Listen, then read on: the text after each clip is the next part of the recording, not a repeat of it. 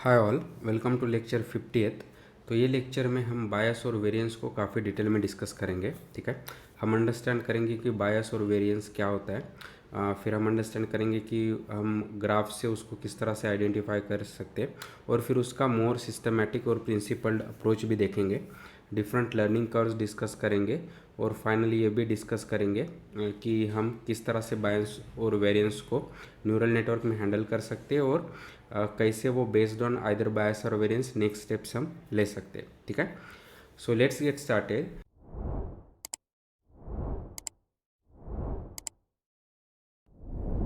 So let's get started. तो सबसे पहले जो हमारा प्राइस प्रेडिक्शन ऑफ हाउसेस का जो भी एग्जांपल है, अगर वो कंसिडर करते हैं, ठीक है, तो हमारे एक्स एक्सिस पे साइज़ है और वाई एक्सिस पे प्राइस है। ठीक है, तो अगर एक्चुअल डेटा है तो वो इस तरह से कुछ क्वाड्रेटिक फंक्शन है।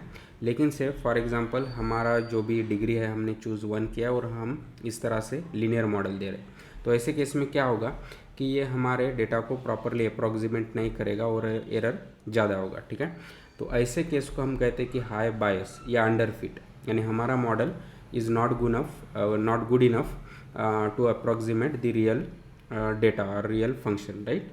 ओके, तो उसके कॉन्ट्रास्ट में से कि अभी हमने कुछ ज़्यादा ही कॉम्प्लेक्स मॉडल यूज़ किया, से ऑफ डिग्री 4, तो इस तरह से हमें वेग कर्व मिलेगा ये 5 डेटा पॉइंट के लिए।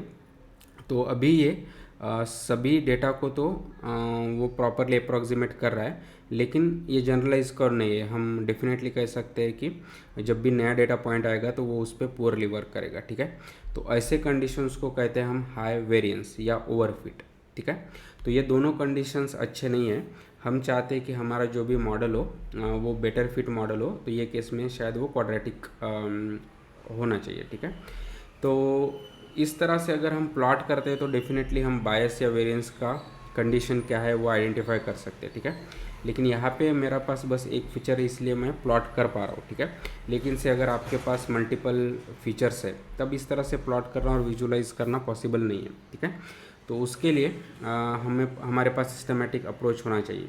तो अगेन हम सेम चीज़ करेंगे कि जो भी हमारा इनपुट डेटा है उसको 3 पार्ट्स में डिवाइड करेंगे। जे ट्रेन यानी ट्रेनिंग डेटा सेट जो सिर्फ ट्रेनिंग के लिए यूज़ होगा, फिर वो हमारे मॉडल को वैलिडेट करने के लिए हमारा क्रॉस वैलिडेशन सेट, और finally generalise error approximation error देने के लिए हमारा टेस्ट डेटा सेट। ठीक है, तो हाई बायस केस में कैसे कर सकते हैं, तो जब भी हम ये मॉडल को ट्रेन करते हैं तो क्या होगा कि हमारा मॉडल जो भी हमारे गिवन डेटा पॉइंट्स पे वो प्रॉपरली फिट नहीं हुआ है, तो जो भी हमारा ट्रेनिंग एरर होगा वही काफ़ी ज़्यादा होगा। ठीक है, और डेफिनेटली जो अब हम उसको क्रॉस वैलिडेट करते हैं हमारे क्रॉस वैलिडेशन सेट पे तो वो भी हाई होगा।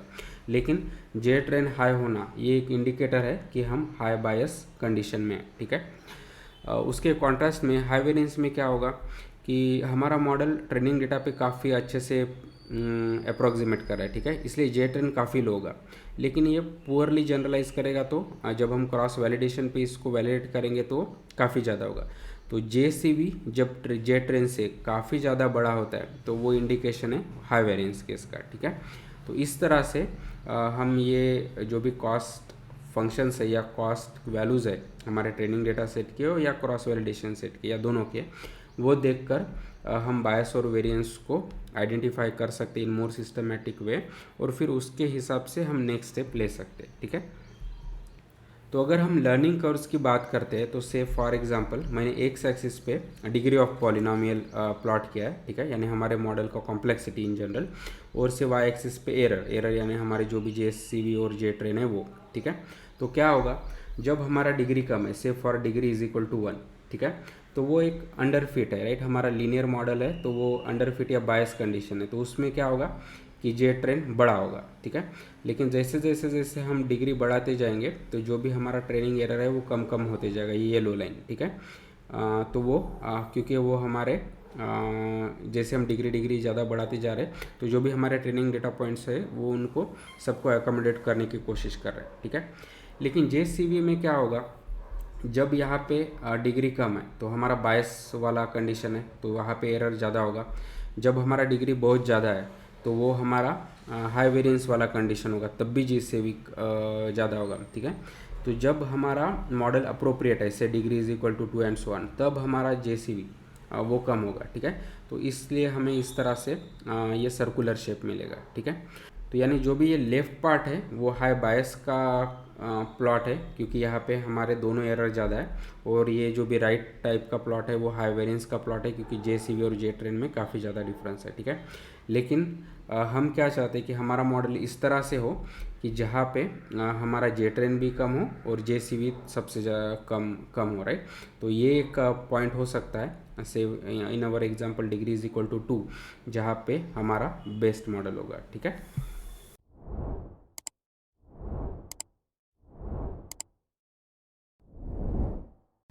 तो उससे कि अभी हम किस तरह से आइडेंटिफाई कर सकते हैं कि हमारा मॉडल कौन से डिग्री का होना चाहिए, ठीक है। तो उसके लिए हम क्या करेंगे कि हम मल्टीपल डिग्रीज ट्राई करेंगे। तो से फॉर एग्जांपल मैं स्टार्ट करूँगा डिग्री इज इक्वल टू 1, फिर उसको ट्रेन करूँगा हम यूजिंग हमारा ट्रेनिंग सेट। तो हमें क्या मिलेगा, JTrain वैल्यू, ठीक है, और उसके एसोसिएटेड पैरामीटर मिलेंगे W1 B1। फिर हम वो पैरामीटर से हमारा जो भी क्रॉस वैलिडेशन सेट है उसको वैलिडेट करेंगे, तो हमको उसके एसोसिएटेड कॉस्ट तो JCV मिलेगा, ठीक है। सेम हम ट्राई करेंगे डिग्री बढ़ा के, तो फिर हमारा थोड़ा और कॉम्प्लेक्स मॉडल होगा, तो हमारा डिग्री हो गया 2। फिर से हम उसको ट्रेन करेंगे यूजिंग ओनली ट्रेनिंग सेट, फिर हमें नए पैरामीटर्स मिलेंगे, फिर हम उसका क्रॉस वैलिडेशन सेट पे वैलिडेट करेंगे तो हमें एक नया कॉस्ट मिलेगा, एंड सो ऑन। तो हम ये करते जाएंगे, say for example degree is equal to 10, ठीक है। और फिर हमें ये जब भी ये नए क्रॉस वैलिडेशन के मिले हैं कॉस्ट वैल्यूज़, तो अभी इनमें से हम वो चूज़ करेंगे जिसके लिए हमारा JCV सबसे कम हो, राइट। तो ये हाई बायस केस था, तो उससे यहाँ पे JCV ज़्यादा होगा। तो ये से फॉर एग्जांपल हमारा मॉडल इम्प्रूव होते जा रहा है, तो ये कम होगा, और से JCV ये वाला हमारा से बेस्ट मॉडल है, तो यहाँ पे हमें मिनिमम वैल्यू मिलेगा, ठीक है। और अगर हम उसके बाद अगर हम डिग्रीज बढ़ाते जाएंगे तो वेरिएंस बढ़ते जाएगा और हमारा कॉस्ट फिर से बढ़ते जाएगा। तो ऐसे केस में JCV हमारा मिनिमम रहेगा। से फॉर एग्जांपल ये W3 विद B3 पैरामीटर, तो हम चूज़ करेंगे कि JCV ये मॉडल, राइट, कि जिसका डिग्री इज इक्वल टू 3 है, एंड सो ऑन, ठीक है। और फाइनली जो हमारा स्मॉलेस्ट JCV के एसोसिएटेड मॉडल है उसको हम वैलिडेट करेंगे हमारे JTest पे, जो हमारा रिमेनिंग टेस्ट डेटा है, और वो होगा हमारा रियल टाइम जनरलाइजेशन या अप्रोक्सीमेशन, ठीक है। लेकिन इस तरह से हम डिग्रीज ऑफ पॉलिनोमियल यानी हमारे कॉम्प्लेक्सिटी ऑफ मॉडल चूज़ कर सकते हैं, ठीक है। तो अभी जो हमने एग्जाम्पल देखा था वो विदाउट रेगुलराइजेशन था। तो से फॉर एग्जांपल कि अभी हमारे पास लीनियर रिग्रेशन का मॉडल है विथ रेगुलराइजेशन, ठीक है। तो देखते हैं कि बायस और वेरिएंस को वहाँ पे क्या चेंजेस हो सकते हैं और हम कैसे हैंडल कर सकते हैं, ठीक है।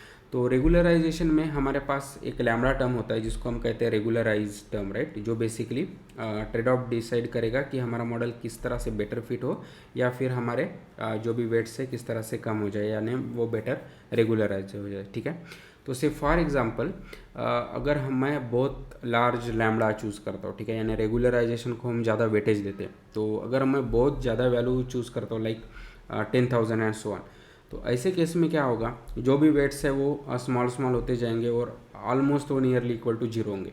तो हमारा मॉडल बस f(x) is equal to b रहेगा। तो जो भी y एक्सिस है, राइट, वो b का वैल्यू है यानी y इंटरसेप्ट, तो बस वहाँ से हमें हॉरिजॉन्टल लाइन इस तरह से मिल जाएगा। तो ये कौन सा केस हो गया, बायस केस, ठीक है, क्योंकि हमारा एक्चुअल मॉडल होना चाहिए क्वाड्रेटिक, ये लेकिन इसने बस लीनियर और वो भी एकदम हॉरिजॉन्टल लाइन दे दिया है। तो ये बेसिकली हाई बायस या अंडर फिट वाला कंडीशन है, ठीक है। तो उसके कॉन्ट्रास्ट में से अगर हम लैम्बडा को काफ़ी छोटा रखते तो उसका एक्सट्रीम कि हम लैम्बडा को 0 करते हैं। तो अगर हमने लैम्बडा को 0 कर दिया यानी रेगुलराइज टर्म हट गया, तो रेगुलराइज टर्म हट गया तो बस हमारा मॉडल क्या करेगा, जस्ट हमारे ट्रेनिंग डेटा सेट को just best and best fit करने की कोशिश करेगा और हमें फिर से इस तरह से वेग कर्व मिलेगा, ठीक है। तो ये कौन सा केस हो गया, हाई वेरिएंस का केस, ठीक है। तो अगर लैम्बडा हम बहुत ज़्यादा बड़ा करते हैं तो हमें हाई बायस केस मिलेगा, और लैम्बडा को अगर हम बहुत छोटा करते हैं तो हमें हाई वेरिएंस केस मिलेगा। तो हम चाहेंगे रेगुलराइज टर्म लैम्बडा इस तरह से चूज़ करें कि हम ये दोनों के ट्रेड ऑफ में एक बेटर मॉडल चूज़ कर सके, ठीक है। तो अभी हमको देखना पड़ेगा कि हम लैम्बडा को किस तरह से चूज़ कर सकते हैं। तो अगेन हम हमारा वही सिस्टमेटिक अप्रोच फॉलो कर सकते हैं, यूज़ कर सकते हैं। तो सबसे पहले हम लैम्बडा को 0 करेंगे, फिर हमारा ट्रेनिंग डेटा सेट पे उस पर ट्रेन करेंगे हमको उसके एसोसिएटेड W1 B1 मिलेंगे और फिर उसको हम वैलिडेट करेंगे क्रॉस वैलिडेशन सेट पे, तो उसका अकॉर्डिंग हमें JCV मिलेगा, ठीक है। फिर हम लैम्बडा का वैल्यू कुछ बढ़ाएंगे, से 0.01 कर दिया, सेम प्रोसेस फॉलो करेंगे तो हमें से नए पैरामीटर्स मिले W2 B2 और उसके एसोसिएटेड हमें क्रॉस वैलिडेशन सेट मिला। तो इस तरह से हम से लैम्बडा को डबल करते जाएंगे set till we get lambda is equal to 10, और फिर हमारे पास इस तरह से नए पैरामीटर्स और उसके एसोसिएटेड कॉस्ट होगा, ठीक है। तो अभी जो भी ये क्रॉस वैलिडेशन का कॉस्ट है, तो उनमें से हम वो कॉस्ट चूज़ करेंगे जो हमारा मिनिमम हो, यानी वो हमारा बेस्ट लैम्बडा रहेगा, ठीक है। तो जो हमारा बेस्ट लैम्बडा रहेगा और फिर वो लैम्बडा यानी वो मॉडल हम चूज़ करेंगे और फिर जे टेस्ट यानी हमारा जो टेस्ट डेटा सेट है उस पर वो वर्क करेंगे या वैलिडेट करेंगे to get real time performance या जनरलाइजेशन या अप्रोक्सीमेशन, ठीक है। लेकिन सेम अप्रोच से जिस तरह से हमने डिग्री ऑफ पॉलिनोमियल चूज़ किया है उसी तरह हम रेगुलराइज टर्म लैम्बडा भी चूज़ कर सकते हैं, ठीक है।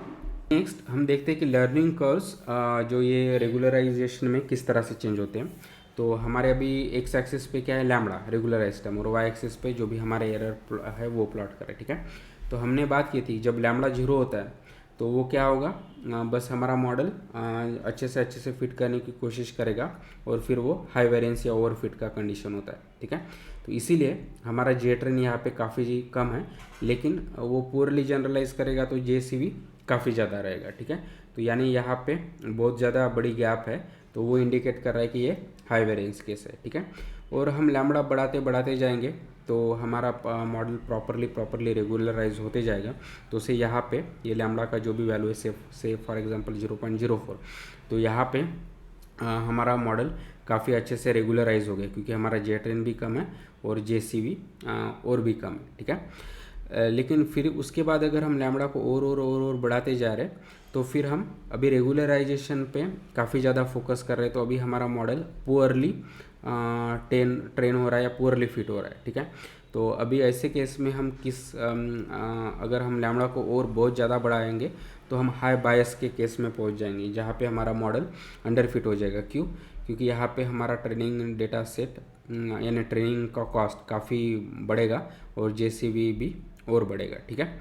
तो अगर आप ये प्लॉट को जो भी हमारा D के साथ के प्लॉट को अगर कंपेयर करते हैं तो वो इसका एकदम मिरर इमेज है, राइट। तो वहाँ पे बायस लेफ्ट हैंड साइड पे था और वेरिएंस राइट हैंड साइड पे था, यहाँ पे एग्जैक्ट अपोजिट है।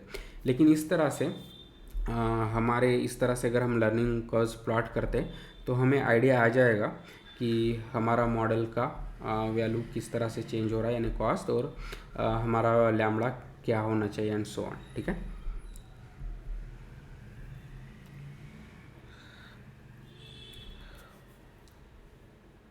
और फाइनली कुछ एप्लीकेशंस में बेसलाइन लेवल परफॉर्मेंस को भी कंसीडर करना काफ़ी इम्पोर्टेंट होता है। सो फॉर एग्जांपल अगर हमारा स्पीच रिकॉग्निशन का कुछ हमारा मॉडल है, ठीक है, तो से हमारा इनपुट कुछ ऑडियो है और उसको हम टेक्स्ट में कन्वर्ट करना चाहते हैं बाय रिकॉग्नाइजिंग कि वो पर्सन क्या बोलने की कोशिश कर रहा है। से हमें इस तरह से कुछ वैल्यूज़ मिले कि ट्रेनिंग एरर का 10% 10.6 और क्रॉस वैलिडेशन एरर से 14.6। तो अगर सिर्फ हम इसको कंसिडर करेंगे तो हमें क्या लगेगा कि ये हाई बायस केस है। क्यों? क्योंकि हमारा ट्रेनिंग एरर काफ़ी ज़्यादा है और इन दोनों में उतना ज़्यादा डिफरेंस नहीं है, ठीक है। लेकिन से फॉर एग्जांपल यहाँ पे हम बेसलाइन परफॉर्मेंस जो ह्यूमन का परफॉर्मेंस है वो भी कंसिडर करते हैं, तो हम देखते हैं कि सेम अगर ऑडियोज़ हम रियल ह्यूमन को देते तो वो किस तरह से उसको आइडेंटिफाई कर सकें। और से ह्यूमन लेवल एरर हमारा 10% है।